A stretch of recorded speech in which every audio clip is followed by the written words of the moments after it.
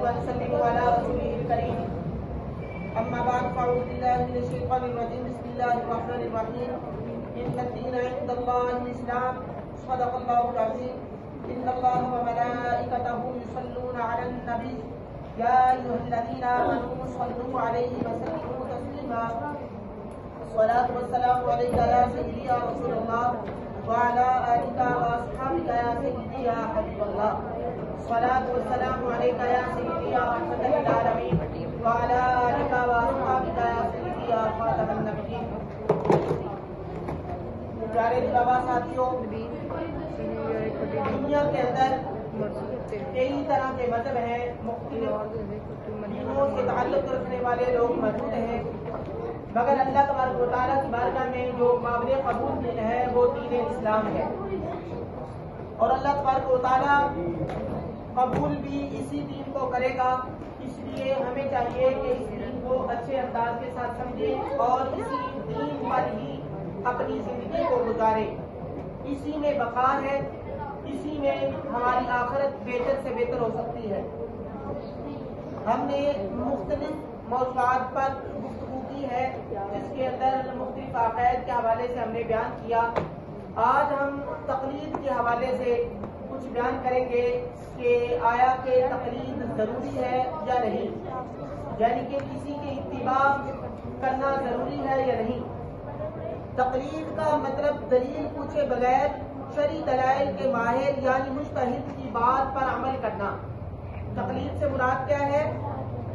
دلیل پوچھے بغیر شرعی دلائل کے ماہر یعنی مجتہد کی بات پر عمل کرنا، ایسے شخص کی بات پر عمل کرنا جو قرآن و سنت پر عمل کرنے والا ہو اور قرآن پاک کو سمجھنے والا ہو، احادیث مبارکہ کو سمجھنے والا ہو، اور اسی طرح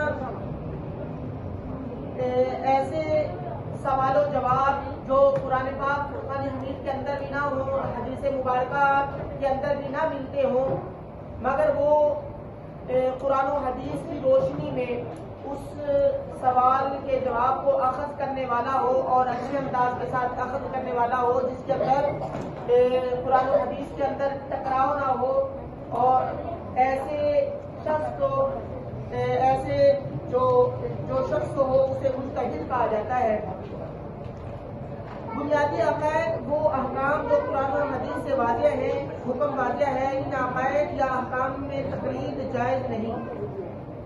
جو قرآن پاک فرقان حمید سے ثابت کوئی بات ہے یا حدیث مبارکہ کے اندر جس کا واضح بیان ہے، اس میں کسی اور کی تقلید جو ہے جائز نہیں، کیونکہ قرآن پاک فرقان حمید پہ ہم عمل کر رہے ہیں. لہذا اگر کوئی اور نئی بات ہمیں اس حوالے سے کہتا ہے تو اس کی بات نہیں مانی جائے گی. اسی طرح حدیث مبارکہ کے اندر کوئی بات ہمیں ملتی ہے تو ہمیں اس حوالے سے کوئی اور کوئی بات کہتا ہے تو اس کی بات کو بھی نہیں مانا جائے گا. ہاں، قرآن پاک فرقان حمید کے اندر وہ چیز موجود نہیں اور اسی طرح حدیث مبارکہ کے اندر بھی موجود نہیں، مگر وہ ایسا مجتہد ہے جو قرآن پاک فرقان حمید کو صحیح معنوں میں سمجھنے والا ہے، اسی طرح حدیث مبارکہ کو بھی صحیح معنوں میں سمجھنے والا ہے. تو ایسا شخص جو ہے مجتہد ہوگا جو اس مسائل کا حل نکالے گا تو اس پہ ہم عمل کر سکتے ہیں.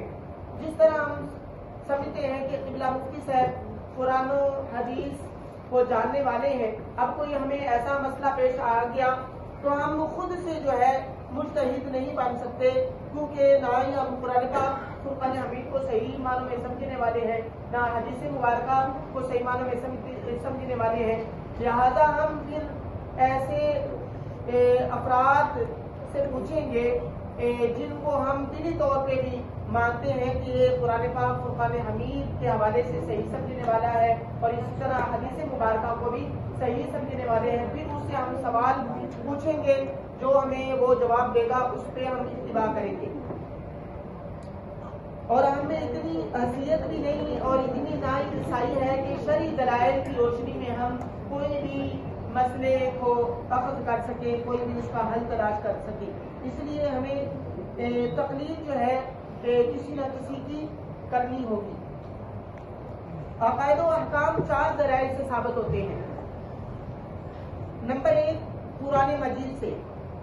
قرآن مجید سے اگر کوئی احکام ہمیں ملے اس پہ ہم عمل کریں گے۔ اسی طرح دوسرے نمبر پہ احادیث رسول صلی اللہ علیہ وسلم سے۔ اس کے بعد تیسرے نمبر پہ اجماع امت سواد اعظم۔ سواد اعظم کہا جاتا ہے بڑی جماعت کو۔ کس کو کہا جاتا ہے؟ بڑی جماعت کو۔ جس طرح مختلف مسلمانوں کے اندر جماعتیں ہیں، ان میں سے سواد اعظم جو جماعت ہے وہ اہل سنت و جماعت ہے۔ اہل سنت و جماعت کے افراد جو ہیں یہ سب سے زیادہ ہیں، ان کی جماعت جو ہے تقریباً سب سے زیادہ ہے۔ اہل حدیث بہت کم ہیں، اس کے علاوہ جو مختلف فرقہ سے تعلق رکھنے والے ہیں، شیعہ ہیں، وہ بھی کم ہیں۔ اسی طرح اور بھی کئی جو ہے اپنے آپ کو الگ طور پہ کہتے ہیں وہ کم ہیں۔ سب سے زیادہ جو بڑی جماعت ہے وہ اہل سنت و جماعت کی جماعت ہے، جن میں ہم الحمدللہ اہل سنت و جماعت سے تعلق رکھنے والے ہیں۔ اس کے علاوہ چوتھے نمبر پر ہے قیاس عقل صحیح۔ قیاس عقل صحیح وہ ہے جس میں بہتر قیاس کی جائے، ایسا عالم دین اس میں قیاس کرے جو مجتہد ہو، جو قرآن و حدیث کے علم کو جاننے والا ہو۔ جو شخص ان 4 دلائل سے احکام نکالنے کی مہارت تامہ رکھتا ہو اسے مجتہد کہتے ہیں۔ ان 4 سے جو فقہی مسائل نکال سکے اسے کہا جاتا ہے مجتہد۔ عام طور پر لوگ کسی نہ کسی کی تقلید ہی کر رہے ہوتے ہیں، اگرچہ وہ اس بات یا عمل نہ بھی کرتے ہوں۔ جس طرح کہ آج کل سوشل میڈیا پہ مختلف ایک حدیث پاک کو وہ پکڑتے ہیں اور پھر انہیں دوسری احادیث مبارکہ کے بارے میں علم نہیں ہوتا، اور وہ دوسروں کو جو ہے نا وہ یہ حدیث پاک وہ بیان کر دیتے ہیں۔ وہ سمجھتے ہیں کہ ہم سے بڑا کوئی مفتی نہیں ہے۔ جس طرح کہ وہ آج کل سوشل میڈیا پہ دعائے قنوت وہ وطر کی نماز کے حوالے سے ایک ویڈیو بہت زیادہ وائرل ہوئی ہے اور لوگ اسے دھڑا دھڑ سے آگے پہنچاتے جا رہے ہیں۔ وہ بندہ کہتا ہے جی یہ جو وطر کی نماز ہے یہ حدیث پاک سے ثابت ہی نہیں ہے، 3 تختے ثابت ہی نہیں ہے۔ اور پھر وہ دعائے قنوت کا بھی انکار کر رہا ہے۔ وہ کہتا ہے جی قنوت نازلہ ہے جو اس میں پڑھی جائے گی، دعائے قنوت وغیرہ اس میں کوئی نہیں ہے۔ لہذا جو بھی آج تک اس پہ جو عمل کرتے آئے ہیں، جو 3 وطر کی بات کرتے آئے ہیں، یہ جو 3 وطر پڑھتے آ رہے ہیں، وہ جو ہے قرآن و حدیث یا حدیث پاک پہ عمل نہیں کر رہے ہیں، وہ وطر جو ہے غلط ہی پڑھتے آ رہے ہیں۔ یعنی وہ اس طرح اب وہ لوگ جو اسے دیکھتے ہیں وہ آگے اسے کھلاتا جا رہا ہے، اسے باقی جو ہے چیزوں کا نہیں پتا کہ قرآن پاک فرقان حمید کے اندر جس کتاب سے وہ حوالہ دے رہا ہے نا، جس کتاب سے، اب عام بندے نے تو وہ کتاب نہیں پڑھی ہوئی، جس کتاب سے حوالہ دے رہا ہے اسی کے اندر ہی وطر کی نماز کا صحیح طریقہ بھی وہ موجود ہے، 3 لفظوں کا طریقہ بھی موجود ہے، اور دعائے قنوت بھی اسی کے اندر ہی حالت موجود ہے۔ اب اس نے ایک چیز کو دیکھا اور وہ جو ہے دوسروں تک پھیلا دیا۔ اب اختلافات جو ہے مختلف ہو سکتے ہیں، حدیث مبارکہ جو ہے نقل کرنے والے مختلف راوی ہوتے ہیں، ایک نے کچھ بیان کر دیا، ایک نے کچھ بیان کیا، ایک نے کچھ بیان کیا۔ اب جو زیادہ جو ہے پکی بات ہے اسے لینا چاہیے، یہ نہیں کہ ایک بات کو لیا اور باقی باتوں کو چھوڑ دیا، ایسا نہیں کرنا چاہیے۔ اچھا، دنیا کے اندر 4 ایسے امام ہیں جن کی زیادہ تر تقلید کی جاتی ہے۔ آج کل تو مختلف خود کو امام ظاہر کر رہے ہیں اور وہ جتنا وہ جھوٹ بولتے جا رہے ہیں لوگ جو ہے انہیں فالو کرتے جا رہے ہیں، اور وہ یہ سمجھتے ہیں کہ ہمیں ماننے والے جو ہے نا پہلے جو امام تھے، امام گزرے ہیں، ان سے بھی زیادہ ان کے ہمارے ماننے والے ہیں۔ چاہے کھیری بندے جو ہے نا انہیں سبسکرائب اگر کیا ہوا ہے تو اس وجہ سے کیا ہوا ہے کہ یار اس کی ہم اگلی چبل دیکھیں کہ یہ کس طرح کی مارتا ہے۔ اور ایک بات میں پہلے بھی بتایا کرتا ہوں کہ ایک امام صاحب، پہلے اب تو سوشل میڈیا کا دور ہے، پہلے یہ سلسلہ نہیں تھا، تو نئی جگہ پہ وہ جاتے ہیں اور لوگ اسے کہتے ہیں کہ آپ کو تو کوئی بھی بندہ نہیں جاننے والا. وہ کہتا ہے کہ اس جمعے کو دیکھنا کہ میرا چرچا کہاں کہاں تک ہوتا ہے، اور اگلے جمعے دیکھنا کہ یہاں پہ کوئی جگہ نہیں ہوگی مسجد میں، اتنا رش ہوگا مسجد کے اندر. انہوں نے کہا پتہ نہیں یہ کیا اب کرے گا کہ لوگ اتنے سے جاننا شروع ہو جائیں گے. اب جمعے کا جب دن آتا ہے، جمعے والے دن وہ بیان کرتے کرتے کرتے کرتے آخر میں وہ کہہ دیتا ہے جی کتا حلال ہے. کیا کہتا ہے؟ کتا حلال ہے. اور جس طرح بکری کا جانور ہے، بھیڑ ہے، کہ آپ ملتے جلتے ہیں، انہیں ایک ہی تصور کیا جاتا ہے، کتا بھی ایسی ہی جنس میں سے ہے. باقی بیان جو ہے اگلے جمعے انشاءاللہ کیا جائے گا. اتنی وہ بات کر دیتا ہے. اب سننے والے کافی افراد موجود ہیں، محلے کے لوگ موجود ہیں، کچھ افراد آئے ہوئے ہیں، کچھ بچے آئے ہوئے ہیں، کچھ بڑے آئے ہوئے ہیں. انہوں نے اس بات کو سنا، جمعہ انہوں نے پڑھا. اس کے بعد کئیوں نے ان سے پوچھا بھی. اس نے کہا جی اگلے جمعے میں اس بات بارے میں مکمل وضاحت کر دوں گا. اب وہ جیسے جمعہ پڑھ کے باہر نکلے، چودھری صاحب گزر رہے، اسے کہا جی چودھری صاحب آج تھوڑے امام صاحب نے یہ گل کر دی تھی. اب وہ آگے اور کسی کو بتایا، ایک گاؤں سے دوسرے گاؤں تک، پھر اسی طرح شہر تک بات پھیل گئی. پتہ کہ وہ واقعی ایسا ہوا کہ اگلا جب جمعہ آیا، لوگوں کے ذہنوں میں آیا کہ یار اس بندے نے کیسی بات کر دی، کتے کو حلال کہہ دیا. اب ہم جا کے دیکھیں کہ جمعے کو دیکھیں گے کہ وہ کون سا مولوی ہے جس نے یہ بات کہی ہے. اب وہ جمعے والے دن آئے تو اس نے کہا جی میری بات یہاں تک پہنچی تھی، تو ویسے تو بکری جو ہے، بکری حلال ہے، اور اسی طرح بھیڑ بھی ویسی ہی جنس میں سے ہے. حالانکہ اس کے بڑے بڑے بال ہوتے ہیں، وہ لگتی مختلف ہے، مگر وہ بھی حلال ہے. کتا بھی ویسے لگتا ہے، مگر میں نے یہ کہا تھا کہ ویسے لگتا اسی جنس میں سے ہے. حلال کا لفظ میں نے بولا تھا، مگر یہ حلال نہیں ہے. اگلے جمعے کو اس نے یہ بات کر دی. یعنی کہ اس نے پہلے چلاکی کھیلی کہ لوگ سننے کے لیے اسے آ گیا، دور دور سے پتہ چل گیا کہ فلان جو ہے مسجد کا جو امام ہے، وہ تو جناب اس نے یہ بات کی، فلاں اس کا نام ہے، یہ ہے، وہ اب مشہور ہو گیا. اسی طرح سوشل میڈیا پہ بھی جس نے اپنے خود کی مشہوری کروانی ہوتی ہے، وہ اس طرح کی بات کر دیتا ہے. اب وہ جو ہے اہل سنت و جماعت کے کسی فرقے کو لیا، کوئی بات لی، اب اس کے خلاف کوئی بات. جس طرح امام اعظم ابو حنیفہ رحمۃ اللہ علیہ ہماری نظر کے اندر وہ بہت بڑے امام ہیں، اور ہم سارے کے سارے ان کی تقریر کرتے ہیں. اب ان کے خلاف اگر کوئی بات کرے گا، کوئی ایسی بات کر دے گا، اب ہم جو ہے دیکھیں گے، ہم کہیں گے یار اس نے یہ بات کی، میں کسی عالم دین کی طرف بھیجوں گا، وہ اور کسی کے پاس بھیجے گا. اس طرح ایک دوسرے کی طرف بھیجتے اب اس کے خود بخود سبسکرائب بھی بڑھ جائیں گے، ویوز بھی بہت زیادہ آ جائیں گے. اب وہ اپنے آپ کو اس کے بعد وہ کہے گا کہ یار میں نے یہ چبل ماری تھی تو اتنے ویوز آئے، اگلی چبل پہ میں نے اور اس سے بڑی مارنی ہے. وہ اب امام اعظم ابو حنیفہ رحمۃ اللہ علیہ پہ بات کرے گا. حتیٰ کہ اگر یہاں تک بھی وہ نہ ٹکا، جس طرح کے وہ مرزا نے کیا، وہ کسی صحابی پہ بات کر دے گا. اسی طرح جو ہے دیکھیں گے، ہم کہیں گے یار اس نے یہ بات کی، میں کسی عالم دین کی طرف بھیجوں گا، وہ اور کسی کے پاس بھیجے گا. اس طرح ایک دوسرے کی طرف بھیجتے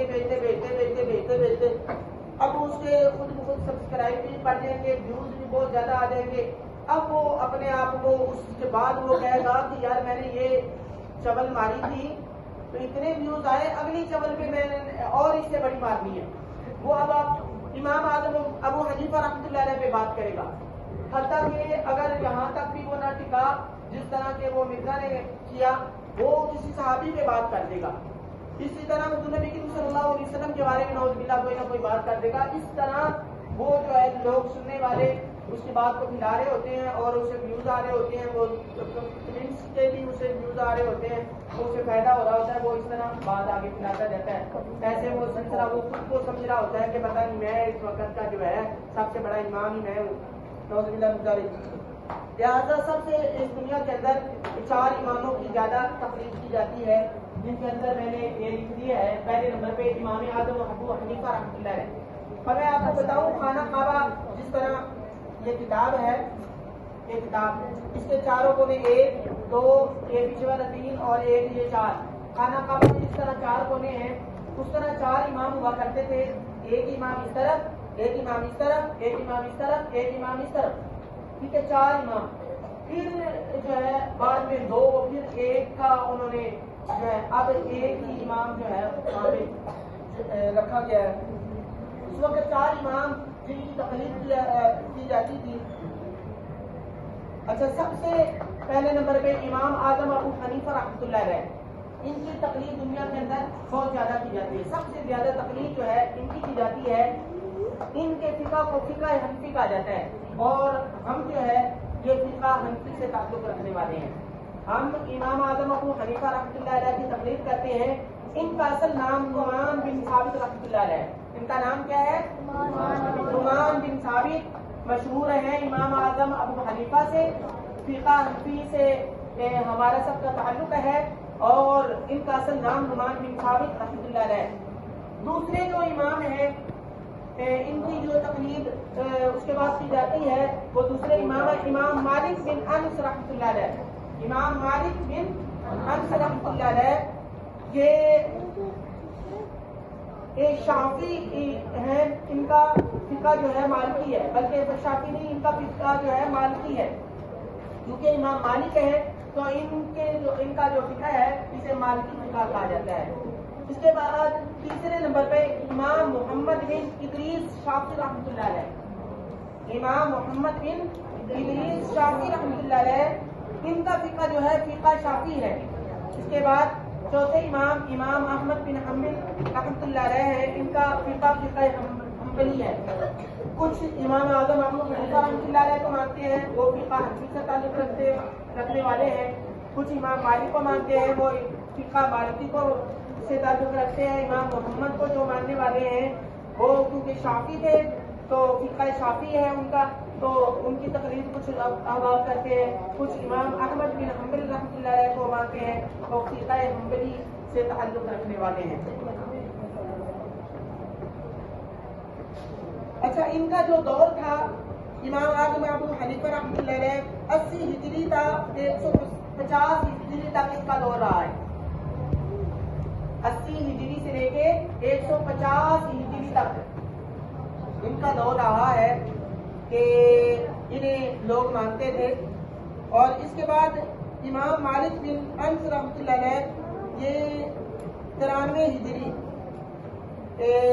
یہ بھی آپ کے دور کے اندر یہ بھی تھے. امام 93 ہجری سے 179 ہجری تک ان کا دور رہا ہے. اس کے بعد امام محمد بن ادریس شافعی رحمۃ اللہ علیہ 150 ہجری سے 204 ہجری تک. اس کے علاوہ امام احمد بن حنبل رحمۃ اللہ علیہ 164 ہجری سے لے کر 241 ہجری تک.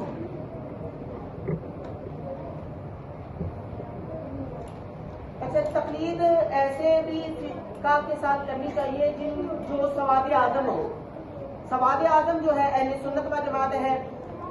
سب سے بڑی جماعت اہل سنت و جماعت ہے، جس کے بارے میں حضور نبی کریم صلی اللہ علیہ وسلم نے ارشاد فرمایا، یعنی بڑی جماعت کے حوالے سے ارشاد فرمایا. آپ صلی اللہ علیہ وسلم فرماتے ہیں سواد اعظم بڑے گروہ کی پیروی کرو، جو الگ ہو وہ الگ ہی آگ میں جائے گا. یعنی بڑے گروہ کی پیروی کی جائے، اسی میں بھلائی ہے.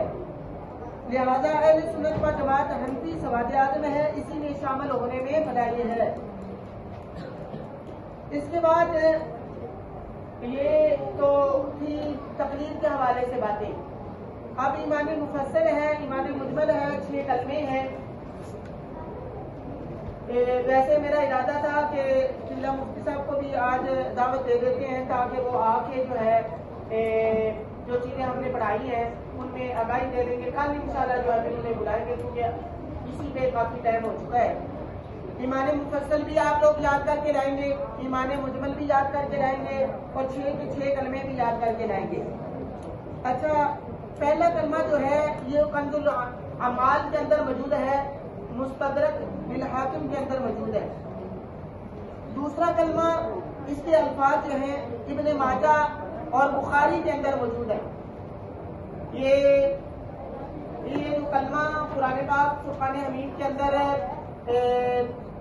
اگر آیا ہے تو اس کے جز آئے ہیں, اور باقی جو جتنے بھی کلمے ہیں اس کے بارے میں بعض اوقات سوال ہوتا ہے کہ یہ کہاں پہ لکھا ہوا ہے, تو اسی وجہ سے یہ میں عرض کر رہا ہوں. تیسرا کلمہ جو ہے یہ مصنف ابن ابی شیبہ کے اندر موجود ہے, اور چوتھا کلمہ اس کے الفاظ مصنف عبد الرحمن اور اس کے علاوہ سنن ترمذی کے اندر موجود ہے. اسی طرح پانچواں کلمہ جو ہے ان کے الفاظ جو ہیں مصنف ابن ابی شیبہ کے اندر موجود ہے, اور چوتھا کلمہ اس کے الفاظ مصنف عبد الرحمن اور اس کے علاوہ سنن ترمذی کے اندر موجود ہے. اسی طرح پانچواں کلمہ جو ہے ان کے الفاظ جو ہیں مصنف ابن ابی شیبہ کے اندر موجود ہے. یہ کتابوں کے نام ہیں جن کے اندر یہ چیزیں موجود ہیں. اور اسی طرح چھٹا کلمہ جو ہے یہ الادب اور اس کے علاوہ کنز الاعمال کے اندر موجود ہے. بات کی طرف توجہ دیں, یہ کلمے جو ہیں کلموں کے بارے میں بہت زیادہ سوال ہوتے ہیں کہ یہ کلمے کہاں پہ لکھے ہیں, تو اگر آپ لوگوں کو یہ چیزیں یاد ہوں گی تو انشاءاللہ آپ لوگ بتا سکیں گے. یہ ہمارا تھا موضوع جو عقائد کے حوالے سے تھا. اب قرآن پاک فرقان حمید کی صورتوں کے جو معانی ہیں وہ بھی سن لیجیے. کچھ آج ہم ذکر کر دیتے ہیں, پہلے کافی ہم نے ذکر کر دیے تھے. سورت شورا میرا خیال ہو گئی تھی, سال 187 نمبر صفحہ جو ہے اس کے آخر میں.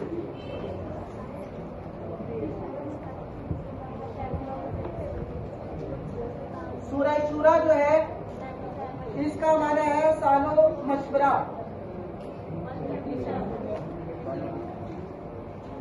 اس کے علاوہ 43 نمبر سورت جو ہے اس کا نام ہے سورۃ الحور, اس کا معنی ہے سونا. اس کے علاوہ 44 نمبر جو سورت ہے سورۃ دخان ہے, جس کا نام ہے سورۃ دخان کا معنی ہے دھواں.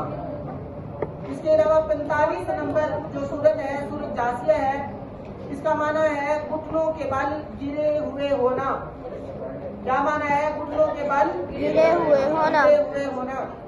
اس کے بعد 40 نمبر سورۃ الاحقاف ہے, یہ ایک جگہ کا نام ہے. اس کے بعد 47 نمبر سورۃ محمد, وہ ہمارے پیارے نبی حضرت محمد صلی اللہ علیہ وسلم کے نام پر نازل ہوئی. اس کے بعد سورۃ فتح ہے جس کا نام جیت کامیابی ہے. اس کے بعد 49 نمبر سورت جو ہے سورۃ حجرات ہے, یہ کمرے کو کہتے ہیں یا حجرے کو چھوٹا جو کمرہ ہوتا ہے اسے کہا جاتا ہے. اس کے بعد سورۃ قاف, یہ بھی حروف تہجی میں سے ہے جس میں حروف مقطعات بھی کہتے ہیں اور لوح قرآنی بھی کہتے ہیں. اس کے بعد سورۃ ذاریات ہے, گرد اڑانے والی ہوا. یہ جو ہوا گرد اڑانے والی تیز ہوا جسے کہتے ہیں اس کے نام سے سورۃ ذاریات ہے. اس کے بعد سورۃ طور ہے, یہ ایک پہاڑ کا نام ہے. اس کے بعد سورۃ نجم ہے, سورۃ نجم ستارے کا نام ہے.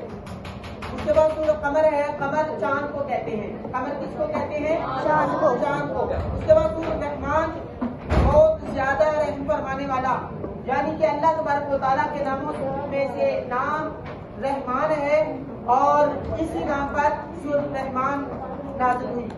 اس کے بعد سورۃ واقعہ ہے, واقعہ کا معنی قیامت بھی ہے کیونکہ اس کے اندر قیامت کا واقعہ موجود ہے, اس لیے اسے قیامت بھی کہا جاتا ہے.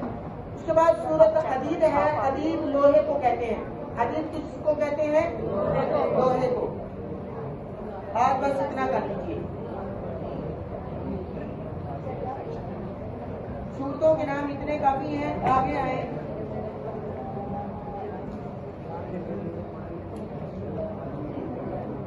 حدیث مبارکہ 290 نمبر یہ ہم نے پڑھ لیا تھا. 292 نمبر صفحہ پہ آ جائیں.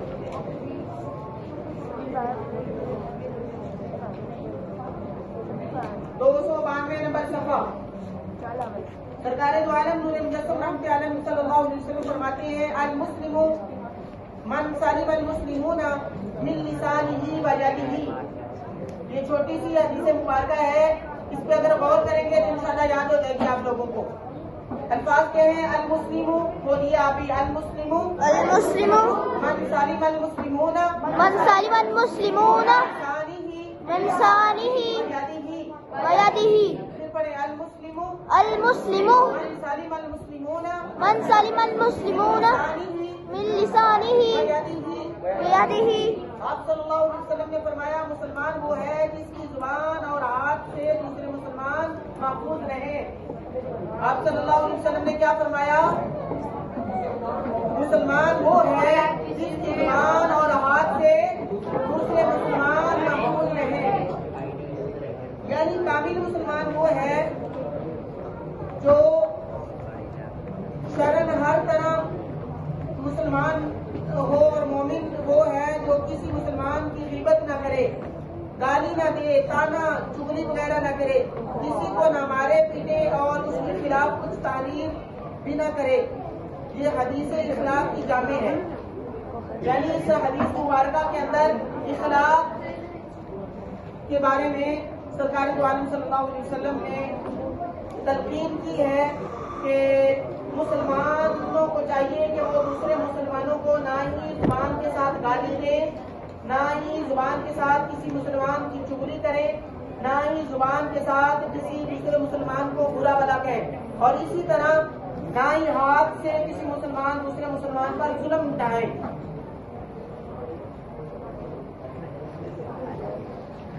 اس کے بعد آگے نکال لیجیے صفحہ نمبر 322. صفحہ نمبر 322 اور جز نمبر جو ہے 26 نکال لیجیے. 25 پہلے نکالے. 25 جز نمبر 25 سے ہم پڑھیں گے. 490 میں اسلامی دعوت کھل کر منزل عام پر آئی. پہلی بار جو ہے 490 کے اندر پہلی بار دعوت اسلامی